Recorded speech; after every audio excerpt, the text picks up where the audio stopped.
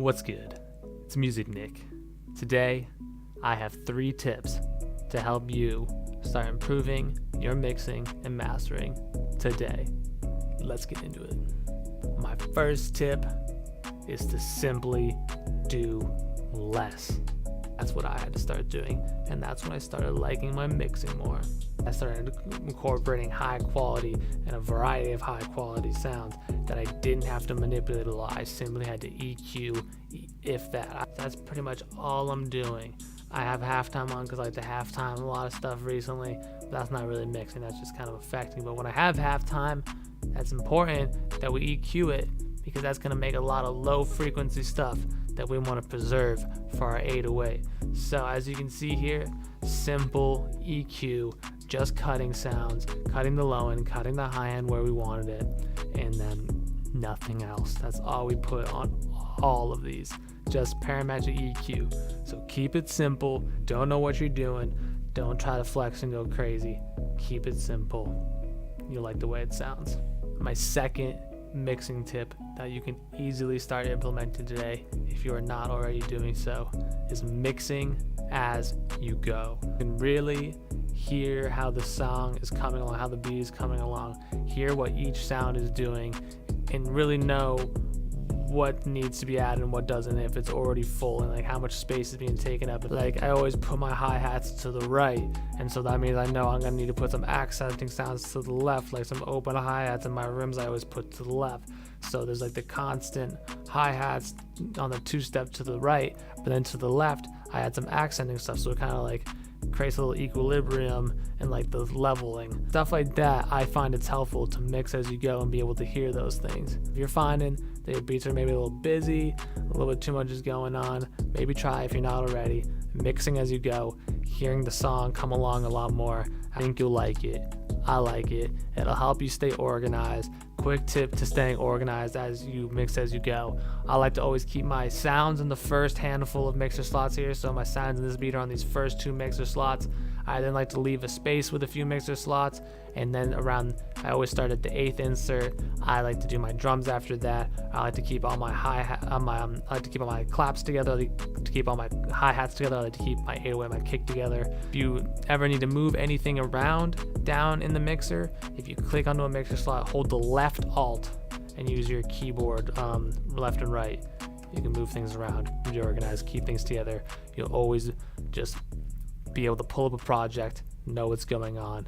If you're just doing it the same way every time, you'll never be lost. You won't have to think about it. If your song coming along, you'll get to the end, you'll be like, all right, I just gotta put it in the playlist, arrange it out, and then you're done.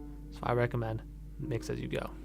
My final tip here, I'm going to show you what I put on my master. If you watch any of my cook-up series, you see me do this every single time. It takes like 30 seconds. Before I show you my master, let's just tell you the game plan going into the master. So like I said, we're just doing simple parametric EQ. I cut every single sound besides the 808 and the kick at between 200 hertz and 150 hertz. Why? Because I'm preserving all that low end for my 808 and my kick.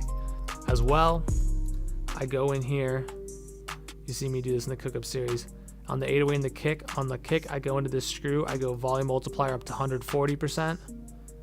On the 808, I like to go up to around 130%. And that just allows me to know that my 808 and my kick are always going to be the loudest thing. And now, we're going to go in here, super simple, parametric EQ to 30 by 18K hertz cut. We're going to put that on twice.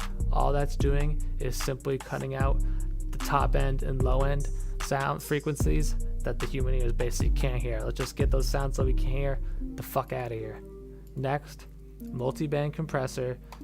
Right click on this drop down menu here. You get this drop down menu over here. If you right click on those arrows, go to mastering 2.4 dB. You can't see it right now because my OBS doesn't record everything like that, but mastering 2.4 dB, it'll come up like this. Take that limiter off. I like to bring it down to 2 dB on this first one, but then we're going to put on one more multi-band compressor, same thing, 2.4 mastering dB, but then don't touch it. So that's all we're doing on our master channel, keeping it super simple. So all we've done is have high quality sounds, done the least amount of mixing as possible by doing just parametric EQ to 2s and cutting out unneeded frequencies.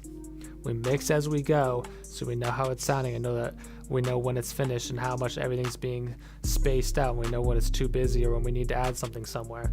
And then lastly, we're just doing the simplest mixing and mastering as possible, because if we aren't technically sound, we're not mixing engineers, maybe we shouldn't try to be. Let's keep it simple. We leveled it out so our sounds, our 808 and our kick are going to be the loudest. Let's hear it sounds.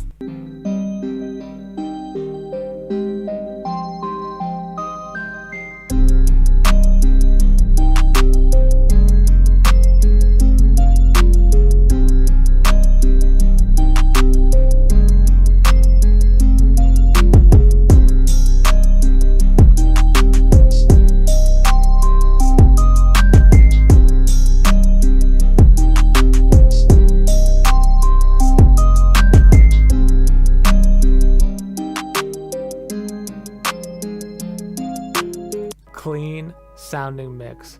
Nothing sounds squashed, nothing sounds over compressed. We have high quality sounds, so we barely had to do anything.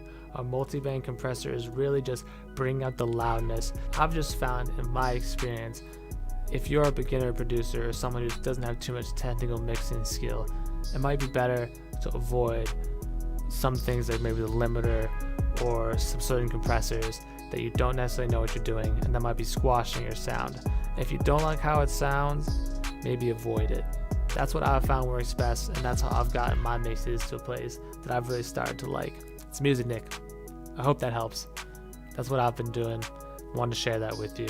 Let me know what you've been doing for your mixing and your mastering down below. Let me know what I should be doing and what I could be adjusting to this to make mine even better, because I would love to continue to improve. So that is my beginner mixing mastering tutorial.